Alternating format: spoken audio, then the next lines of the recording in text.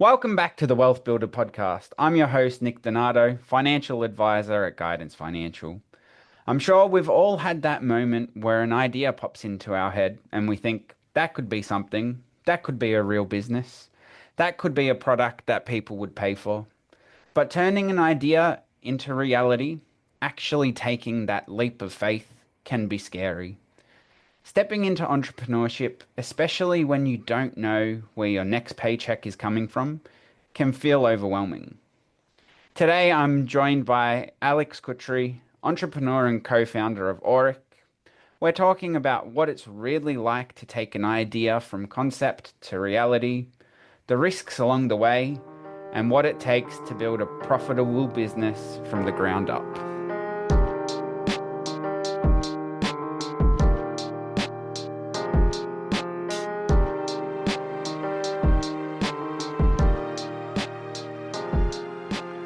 So, Alex is, as I said, the co founder of Auric, the chief technological officer out there, engineer, and has had played a few parts in a few different startups. I've known Alex for too many years. So, thanks for finally jumping on the podcast. Yeah, excited to be here. Thanks, Nick. No worries. So, how did you get into being an entrepreneur, get into the space of making your ideas become real things? Yeah, it's an interesting question. I think typically your stock standard entrepreneur is someone who exhibits this really high level of ambition. You know, you always hear stories of the tech genius that started his startup at 18. He was in university, dropped out because he thought he could do it better on his own and founded his company in his garage. I Are you never talking Steve Jobs? Well, yeah, Steve Jobs, Bill Gates, Mark Zuckerberg, there's the list goes on. Jeff Bezos, Mm. probably all the big tech companies have that sort of thing in common. But I kind of never really thought I had that sort of that level of ambition or that desire to take such a big risk in quitting uni and pursuing an idea. And I also don't think I really had that big idea that I thought was worth pursuing. So for me, I was always interested in the startup space more from the perspective of this grand, big innovation, this ability to disrupt industries, find inefficiencies and build businesses out of those opportunities. And I think one thing that I do have in common with these other entrepreneurs is this sort of sense of impatience. So out of uni, I went and worked for a startup for a number of years, where I kind of built, I guess, as an apprenticeship in understanding what it's like to build a startup. But what I really enjoyed there was just the ability for me to jump headfirst into problems.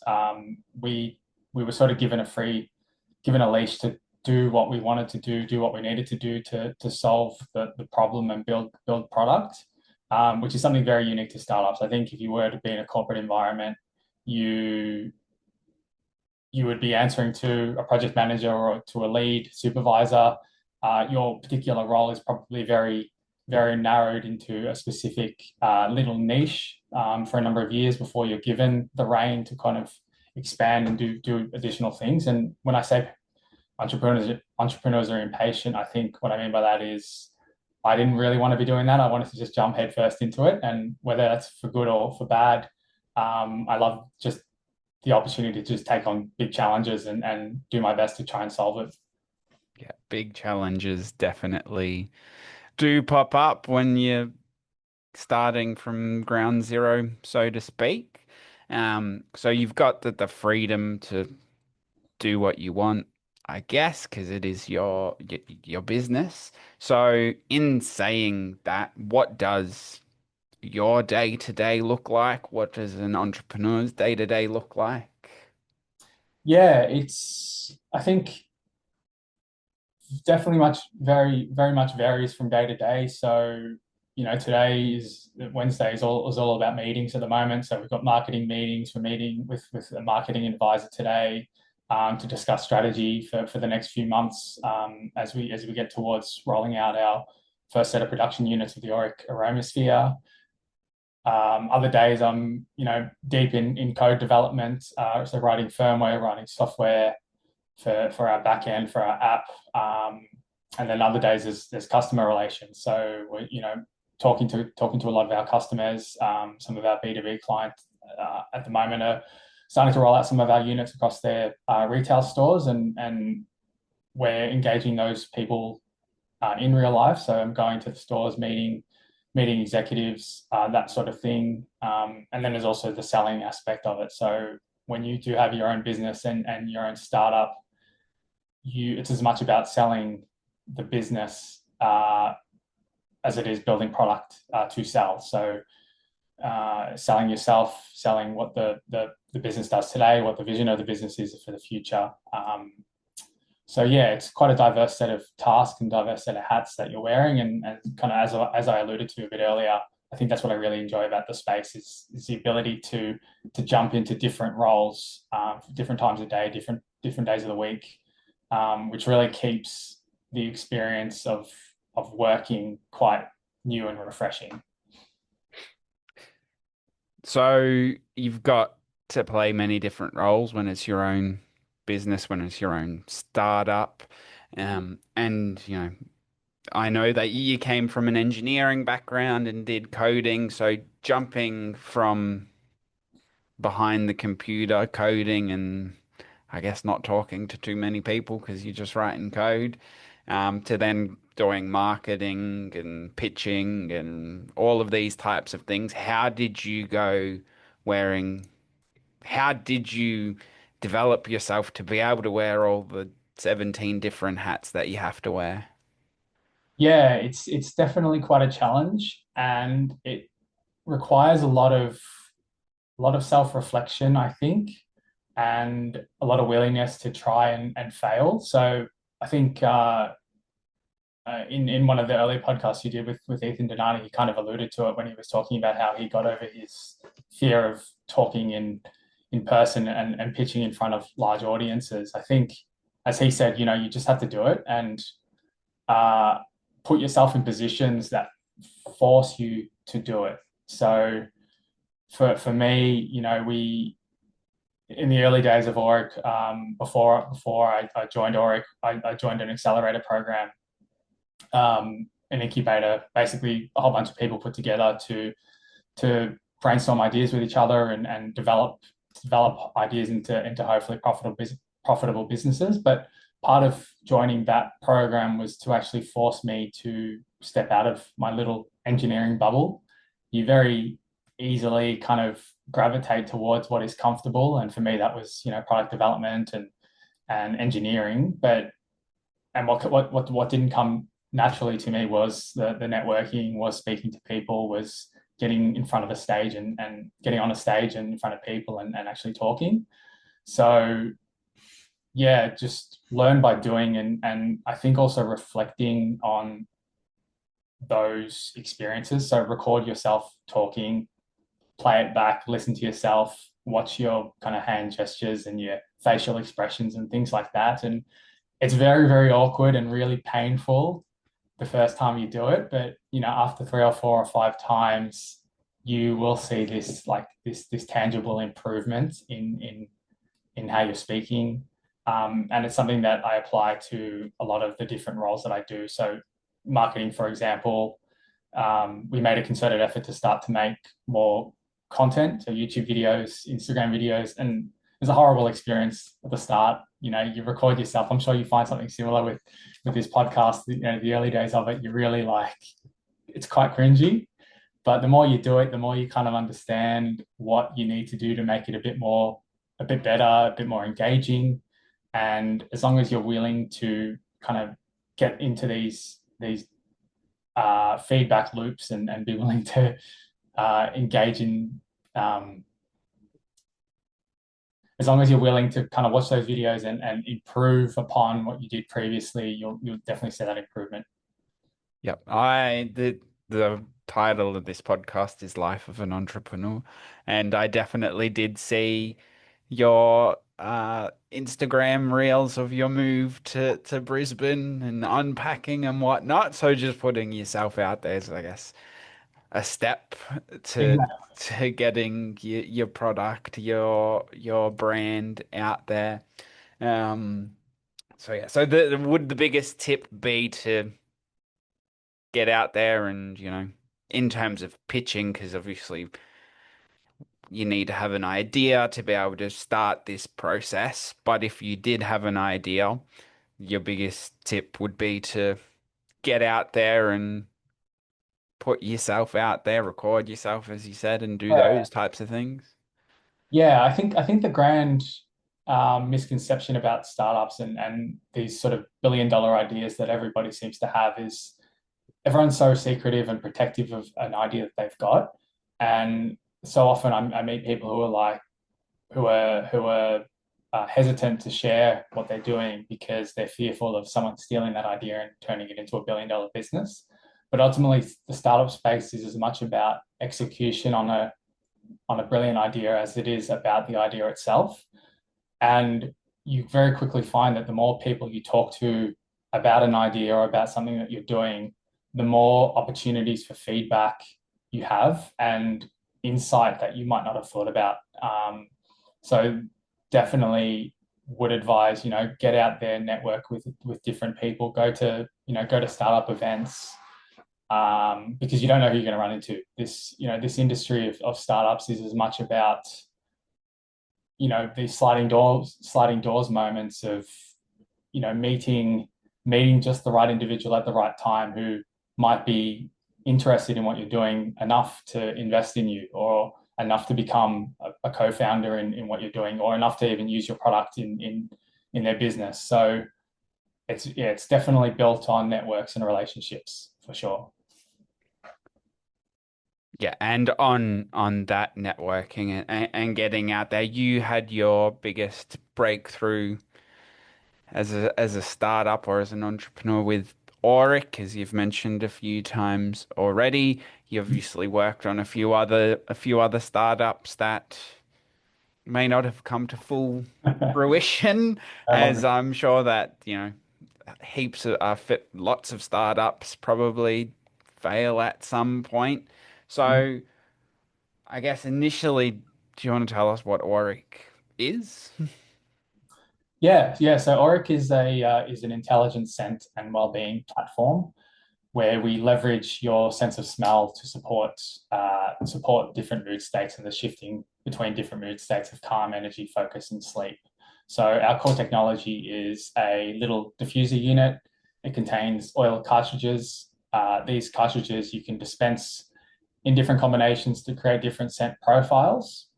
And the whole thesis is that we can leverage your sense of smell or a specific aroma blend to help support that different mood states, as I said. So in a similar way that I'm sure a lot of us use, sound or music to hype ourselves up for a gym session or for a run or to help calm ourselves down. Research and studies in behavioral science and the olfactory system suggest that your sense of smell can do a very, very similar thing. It is a highly visceral sense, one that is very closely tied to emotion and memory. And I'm sure you, Nick, have got a very visceral reaction to certain scents. For me, the smell of eucalyptus reminds me of when I was a kid and I was sick, and Mum would put eucalyptus Vicks Vapor Rub on my chest, and that kind of experience is quite calming for me. And so whenever I smell eucalyptus, I get that sort of sense of calm. Um, so that's the general gist of Auric, and yeah, it's been an exciting journey so far, and one that we've barely cracked the beginning of it, but we're excited for where we're heading. Sounds like, yeah, a good product to have. And with, again, as I said, there may have been some other startups in the past. So how did you get this breakthrough with Auric that it's now an idea that's become a reality or becoming a reality? Yeah, so it goes back to 2024. So I was working for a startup. I'd been at this startup for about 6 years. It was an underwater robotics startup based down in Melbourne. Um, and I was for quite a long time was thinking about starting my own business, my own startup. And as you said, I did try a number of things, but nothing really stuck for a number of years. But what I found, or what I eventually realized, is that I needed to outsource accountability for getting something moving. So what I meant by that was I realized I wasn't really a self-starter. So while I was comfortable working, taking a decent salary, I really had no driving motivation to get something off the ground. So I'm in August 2024, I made a conscious decision to quit my job. I signed up for an accelerator program, and that was with Antler VC in August 2024. And what that meant was, so Antler required me to actually work full time in this accelerator program.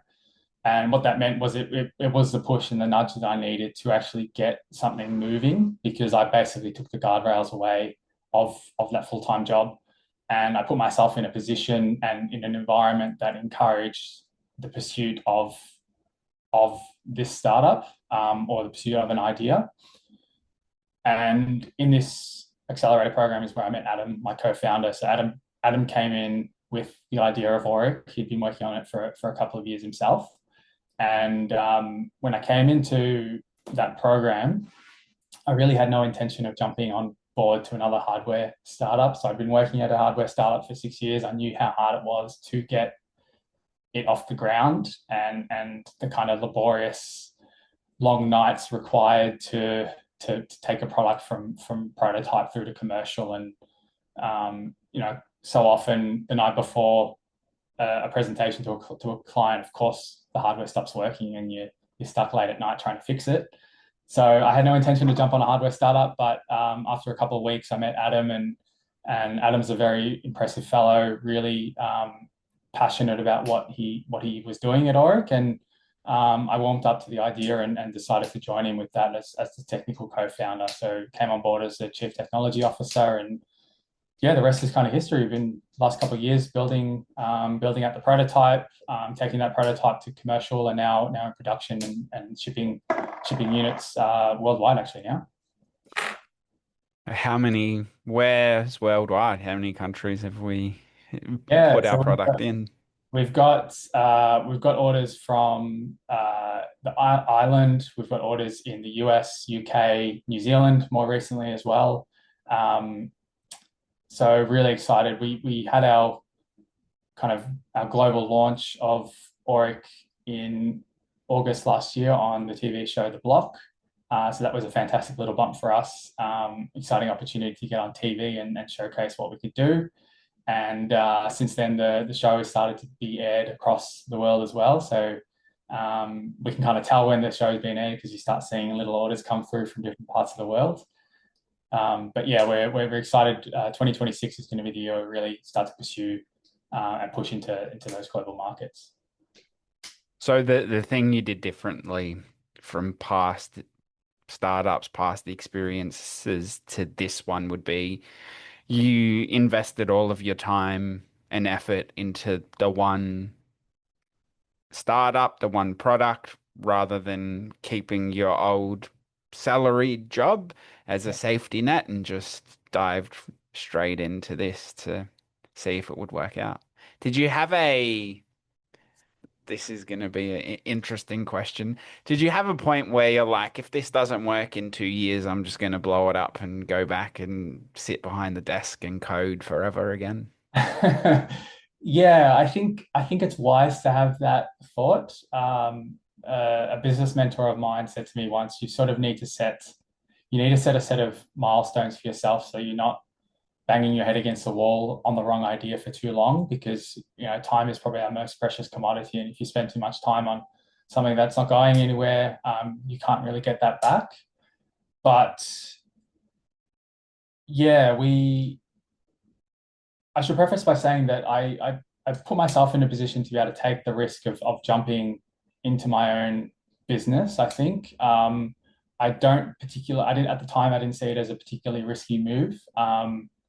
I worked full time for a number of years, built up a savings so that I still did have a safety net in case everything went wrong. I could still live, afford to pay my rent and buy food. So it wasn't a huge risk. Didn't feel like a huge risk jumping on board back then. But yeah, you definitely need to set some milestones of, if I don't hit this certain milestone by this date, I should start thinking about winding down and stepping away, because it's that age old question of when is the right time to call it quits. And for some startups they called it too early and the potential was there, but they just needed to push a little bit longer. And for other startups they pushed too long and spent way too much money and lost way too much time. So it's a challenging one to kind of know, and it's not one that I think anyone can really provide advice on, other than just make sure you set yourself certain deadlines and understanding your own situation. For me, I don't have a kid, I don't have a family, I don't have dependents, so my risk profile is probably a little bit higher, which means I can probably pursue this a little bit longer. But if you have a family or certain people that rely on you, you need to be mindful of when is the right time to call it. Hmm. And so you said your product got on the block, I'm guessing, through some networking and events to meet different types of people. Mhm. So how did you or how are you growing the exposure of your business, your startup? Because obviously the Disneys of the world or the large companies have unlimited marketing spend and heaps of exposure when they sponsor sporting teams or events or things like that. But as a small startup, how did you or how do you grow your exposure of your product? Yeah. Yeah, this is something that I only learned quite recently over the last 6 months, really, is when you're looking for, the term is growth channels. So channels where you can gain large amounts of traction for relatively low cost. So, your traditional marketing scenarios is, put a lot of money into Facebook ads, into Meta ads, Google ads, and your sales will go up. But you want to find channels where for every dollar you spend, you get a much larger return on that, and that relies on sort of non-traditional strategies. So it's the likes of creating content, things like podcasting, things like YouTube videos. I think these days, especially now with AI content being so prolific, people like seeing that sort of human side to a startup. So understanding who is the founder, what is the founder up to, what is happening behind the scenes of a startup. So we've made a conscious effort to start to put more of that type of content out, and it's hard. It takes time, and it takes a bit to kind of get comfortable with it, as we sort of talked about a bit earlier. But those are the sorts of things where we think we'll be able to get much greater traction, and for every dollar that we put in for that, hopefully we get a much better return on that marketing investment. Yeah, I think that kind of answers your question. Yeah, yeah, I love it. And for anyone out there that does have an idea or does want to get into the space, do you have any tips that you would share with them? Um, Other than obviously, as we've already spoken, of networking, yeah, taking a bit of a leap, have a safety net. It would be nice. But yeah, any other tips that, you'd provide as a seasoned startup entrepreneur? what would I suggest? I think just outsourcing that accountability. I can't really stress that enough. I think putting yourself in a position where you're relying on someone else to hold you accountable in many ways. So for me, that was Adam with Auric. Is I turn up to work every morning because I don't want to let him down, and that's worked out very very well for me. And I think that first step, before it was Adam, it was the Antler Accelerator program that allowed me to take that first step. Sorry, and then I guess you know, with the proliferation of AI tools these days, I think it's become easier than ever to validate an idea. So, I would highly recommend, before taking that big leap into quitting your job and pursuing something without any idea of whether it's going to be successful or not, is try and get some kind of validation. So you do that by talking to people. You do that by putting some kind of minimum viable product out there. So you can use AI tools to build a website, to build a basic app. It doesn't have to be flash, doesn't have to be glamorous, but it does need to solve a problem. So really focus on the problem space that you're pursuing, and always be problem focused rather than solution focused. And I think for me as an engineer, that was something that took a long time to get comfortable and used to. Is, you don't want to come up with a solution before you have a problem. And often the solution that you do come up with isn't actually addressing the problem at hand. And you can get stuck in these loops of trying to trying to push the development of a solution that no one actually wants, because it doesn't actually solve a real problem. So definitely focus on the problem space. It helps if you've got some kind of subject domain expertise in that problem space, or if you have some critical insight into that space that no one else has. Those are often great signs that you might be onto something. And yeah, definitely use the tools at hand to kind of validate that as quickly as possible. And if it's not going to go anywhere, kill the idea as quickly as possible and move on. Hmm. And then the next step would be, outside of your startup and your engineering side of things, would be to structure your business in an appropriate manner, chat to, all the appropriate professionals, getting an accountant to set up the right structures if that's the path you go down, making sure that if this does become a viable startup, if this does become a 1 billion-dollar company, that it's set up in the right manner to begin with, because it might save you a couple of headaches down the track. Yes, definitely. Do you have any? So that's the tips, and I'm guessing you've probably learnt some of those from your own mistakes, not too many, of course. But is there any, traps or things that you wished you knew earlier that would, help Mm. you out in the space? Yes, I think the old saying of the 10-year overnight success is the classic misnomer in startups. No startup, I think, can be launched and ultra successful within a year. Look, granted, you've got the likes of Clawbot, this new tool that has probably done that, but very few startups are successful overnight.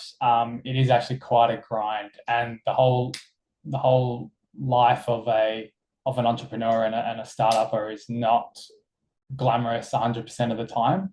It's a highly stressful job, and there's much easier ways to get rich if that's what you're after. So don't expect that you're going to be successful in overnight, or in a year, or in 2 years. It often takes 5 or 10 years to really build something that's scalable and going to be successful.